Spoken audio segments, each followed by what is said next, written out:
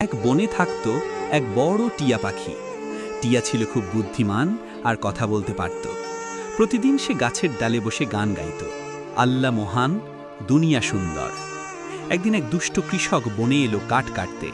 হঠাৎ সে টিয়াটাকে দেখে ভাবল, এই পাখিটা তো অনেক দামি, বিক্রি করলে ভালো টাকা পাবো। সে চুপি চুপি জাল ফেলে টিয়াটাকে ধরে ফেলল। টিয়া ভয় পেয়ে বলল, আমাকে ছেড়ে দাও কৃষক ভাই, আমি তোমাকে উপকার করব। কৃষক হেসে বলল, তোর উপকারে আমার পেট ভরবে না, আমি তোকে বাজারে বিক্রি করব। কৃষক টিয়াটাকে খাঁচায় বন্দি করে ঘরে নিয়ে গেল।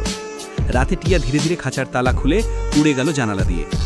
সকালে কৃষক খালি খাঁচা দেখে রেগে আগুন, কিন্তু তখন টিয়া দূরে গাছের ডালে বসে হাসতে হাসতে বলল, অন্যের স্বাধীনতা কেড়ে নিতে যেও না, নইলে নিজের শান্তি হারাবে।